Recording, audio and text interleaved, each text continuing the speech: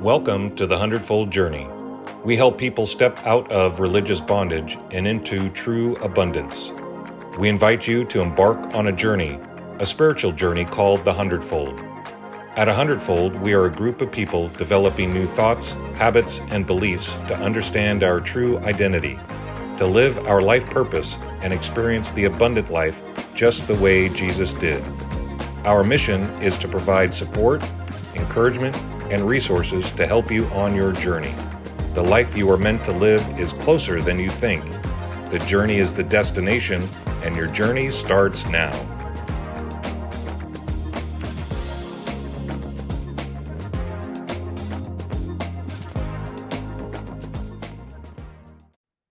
Good morning, Doug here from the Hundredfold Journey. Thanks again for joining us on this Grace Awakening Network program. We're on a journey to come alongside of you so that you can know your true identity, live your life purpose, and experience true abundance. Because a Hundredfold is about a group of people who are looking to find their true identity, and by doing so, finding God's true identity. So thanks for joining us. As we've been doing over the course of this teaching, I am suggesting that the seeds that we plant, which was our last series called The Seed and the Sower, is the seeds that we should be planting are these 10 truths, because these were truths for Jesus and they're true for us.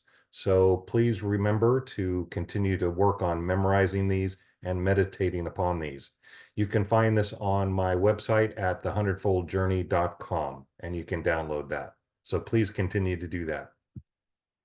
We're in a brand new series, and this series is called The 7 I Am Statements of Jesus. In the book of John, Jesus made some pretty bold statements.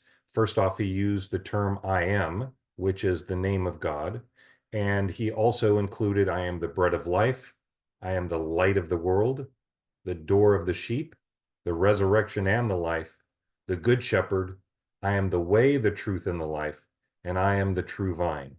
So we're going to break each one of these down each week. So please join us on this new series, the 7 I Am Statements. Now, interestingly enough, there are some amazing sevens in our world today, and it's pretty unique to have that number pop up. And of course, we all have heard that 7 is the perfect number. It's the 7 days of creation. It's the 7 words of creation. Genesis 1:1 says, beginning Elohim created et heaven and earth. The word or the symbol et is interpreted as the heaven and earth, but it's actually the word et, and it's an untranslatable word according to scholars, even though it's used over 4,000 times. Anyways, the 7 days of the week, 7 ancient wonders of the world, the 7 colors of the rainbow, the 7 seas, the 7 continents, the 7 sound notes, do, re, mi, fa, sol, la, ti, do. Sorry, I can't repeat do. Do, re, mi, fa, sol, la, ti. The 7 chakras, the 7 I am statements, which is what we're going to be covering, the 7 feasts of the Lord, the 7 candlesticks, the 7 spirits in Revelation, and the 7 temple furniture. So if you go into the Old Testament, there was the Temple of Solomon and also the temple that went through the desert, and there were actually 7 pieces of furniture in that. So amazing sevens. So it's a significant number. There, each week or each session, we have a Bible memory verse, and our verse for this time is John 14:20, which Jesus says, in that day you will know that I am in my Father, and you are in me, and I am in you. So there is a perfect union, a perfect reflection, because we are a reflection of God. He is in us, he is with us, and there is no separation. So this is our memory verse. All right, let's start the introduction. So I'm just going to introduce the I am statement that God let's go back to the beginning, back in Genesis, where it all began. If you remember, if you've watched the Ten Commandments with Charlton Heston, and even just reading in the book of Exodus, you'll find that Moses encounters a bush that is burning, but it's not being consumed. So Moses basically walks over there and says, I'm going to go check this out. And then all of a sudden he hears the voice of God. And here's the encounter. Then Moses said to God, oh, sorry, let me back up. So God then explains to Moses that he has chosen him to go to the Israelites, um, his people, which are in bondage in Egypt, and basically set them free. So he is been given that instruction to go do that. But then Moses asks this question, behold, I'm going to the sons of Israel, and I will say to them, the God of your fathers has sent me to you. Now they may say to me, what is his name? What shall I say to them? God said to Moses, I am who I am. And he said, thus you shall say to the sons of Israel, I am, has sent me to you. God furthermore said to Moses, thus you shall say to the sons of Israel, the Lord, the God of your fathers, the God of Abraham, the God of Isaac, and the God of Jacob, has sent me to you. This is my name forever, and this is memorial name to all generations. So you can see here that God, speaking to Moses, basically gave him his calling card and said, I am. So what does that name mean? And to understand exactly what that means. And what's amazing is that in the Hebrew alphabet, they have for each letter, they actually have a symbol, a picture of what that letter represents, and then they have a number associated with it. And each of the lines actually represent something as well. So I took this from the picture graph of the Hebrew language at that website there. But what we're going to look at is the name of God, which is I am, and exactly what that means in picture form and in number form. But this is where I got this information. It again, it's a picture graph of the Hebrew language. So here is the word I am as it is pronounced in the in Hebrew, and it's ayah, and it's like haya. It's kind of like a breath that comes out. That and even though we spell it with three letters, I, A, and an M, in the Hebrew language, they have four letters which represent that word. And going back to the picture graph, each of the letters represent a symbol or a definition.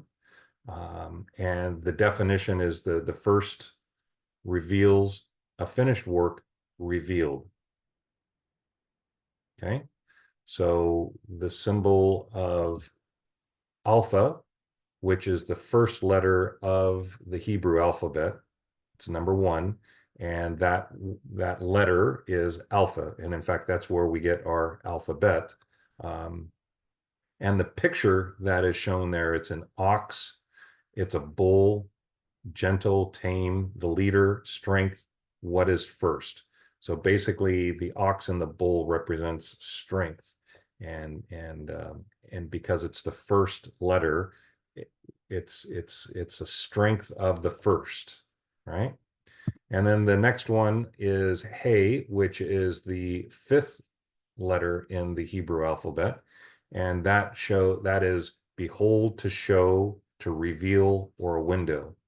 And if you go back to the alpha, you can see like the box, the ox or the bull, they actually have horns, two horns that stick out from the middle, and you can kind of see it if you kind of tilt it a little, that's what that represents.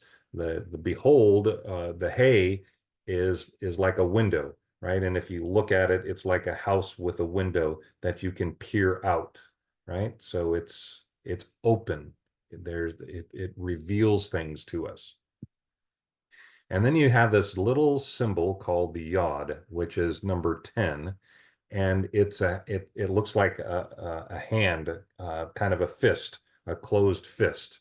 And it means to work, a done deed, a finished work, right? So this hand, the symbol of the hand represents work or finished work.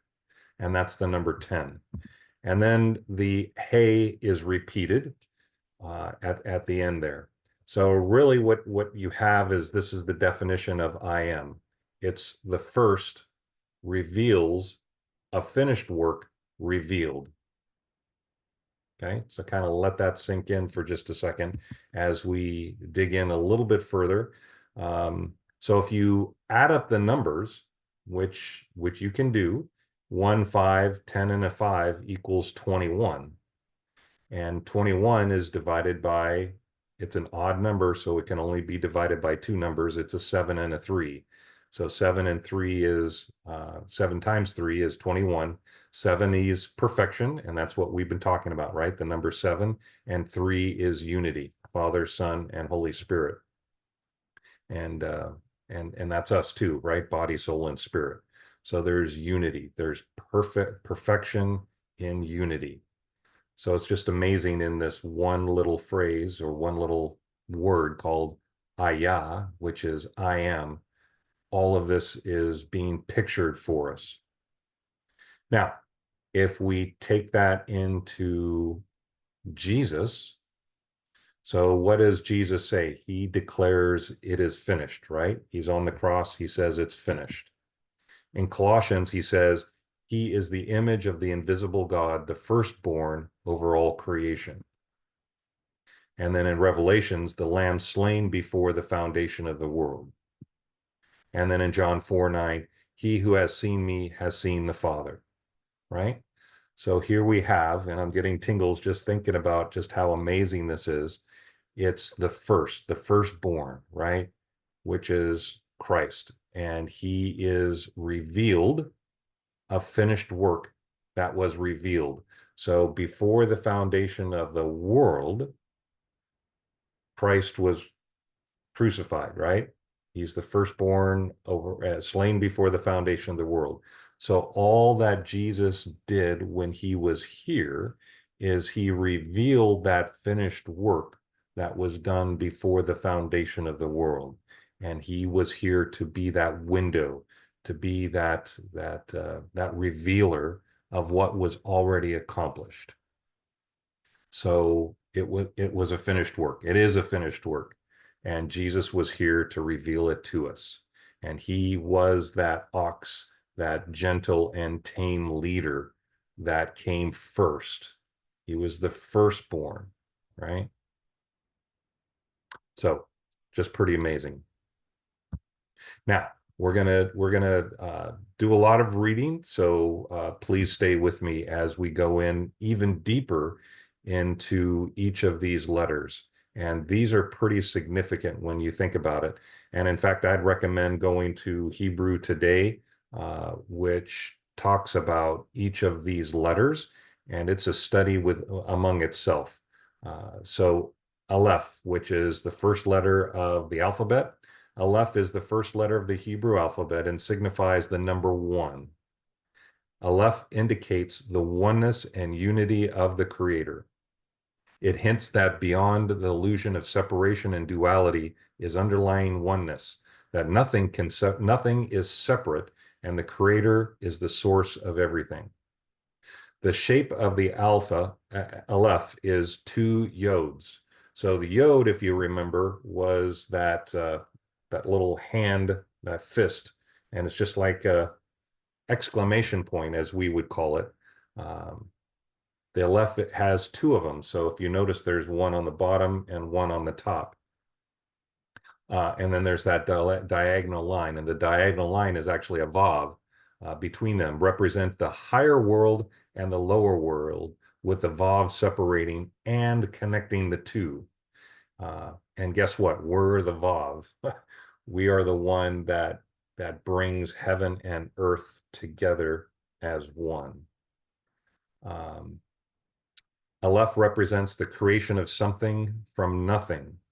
It is the essential symbol of beginnings and ultimate reality that cannot be talked about, timeless, spaceless, and present everywhere. It is the one that cannot be divided, representing perfection beyond human comprehension. So even though the Vav is the line that, if you will, separates it, but it doesn't separate it. It joins it together in a comprehensive, never to be separated. And that's us. We're never separated from God. There is no separation. We are complete, perfect, holy, blameless, and we bring heaven and earth together, just like Jesus did. As he is, so are we in this world. All right, going to the next Hey, meaning fifth letter of the Hebrew alphabet. Hey represents divine revelation, the breath of the Creator. So it's actually in Hebrew, it's kind of the outward breath. It's almost not even a phrase. It's just your breath that's being exhaled. The world was created with the utterance of the Ha. It represents the gift of life and creates the verb of being. It is divinity, the spiritual life that comes about through the first four letters. It represents the life essence of all creation. It symbolizes the effortlessness of the world and is the symbol of divinity, gentility, and specificity. It contains within it the freedom of choice. Ha is one of the letters of the holy name, given it a special significance with the alphabet. So that's the fifth letter. So I know I'm doing a lot of reading, so thank you for hanging with me. But I just, there's so much in each one of these letters that we have to do this. So Yod, meaning the 10th letter of the Hebrew alphabet. Again, stay with me here. The 10th Hebrew letter Yod is a dot or a point, right? We would think of it like an exclamation point. The Yod represents the creator, the single point from which all creation emerges, and the unity within multiplicity. It is the foundation of all foundations, the hidden divine spark which causes everything to be. So in a sense, you could even think of it like a spark, like an ignition, and just something so small can ignite something so big like a spark. It represents the power of the Spirit to govern and to guide the matter. Yod is a symbol of the Holy One, the Creator, since the holy name starts with Yod. Small in form, the meaning of Yod is great. According to tradition, all of creation came forth from a single point, a point which represents God's infinite presence inside the infinite world. Again, what's amazing about this is it's so small, it's so tiny, it's the smallest of the letters, yet it has the biggest impact. And isn't that so true when you think about Christ, Jesus, when he was here? They didn't esteem him. They didn't think of him as great. He came from a small town, yet he had the biggest impact. Yod also represents the idea of unity with multiplicity, of one of a whole which is comprised of parts. Yod, as we see, is a single point, but its value is 10. It shows us that many grains of sand are used to make one pot, many pages make up one book, many drops of water make up the ocean. There are many occurrences in the world, but they all stem from one God, perfect and invisible in Yod. The multiplicity returns to unity. And I've said this before, that we are God. God is in us. I'm not the God that created me, but I am part of God, just like the ocean. You take a drop of water out of the ocean and you ask the question, what's the ocean? Is the water in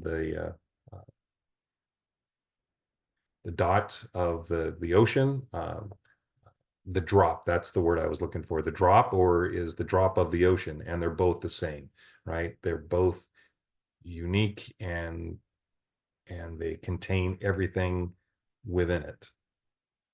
I hope that explains that. So the yod is the infinite dot, the essence of all life. It is the foundation of all foundations. Everything comes from it and returns to it. It is a hidden dot beyond imagination, formless, the source of all thought, beyond all thoughts, beyond time and space. It is the hidden, secret hidden principle of the universe that we can't perceive. It is the divine spark of life that is in every single being. It cannot be grasped, but it is in every cell of your body, causing you to exist. And we think of the atom, right? We think of our DNA. It's so small, yet it's so powerful. In fact, it can even create the bomb, right? The atom bomb. It has no mass or density, time or space. It is the power of the spirit to govern and guide the matter of the material world. All right, so I know I said a lot there. Thank you for staying with me through all of that, but you can see just the significance behind each of these symbols and each of these letters. All right, so what does this have to do about us? What does it have to do about Jesus? Um, in John 8, Jesus answered, "If I honor myself, my honor is nothing. It is my Father who honors me, and whom you say that he is your God. Yet you have not known him, but I know him. And if I say I don't know him, I'll be a liar. But I do know him and keep his word. Your father Abraham rejoiced to see my day, and he saw it and was glad."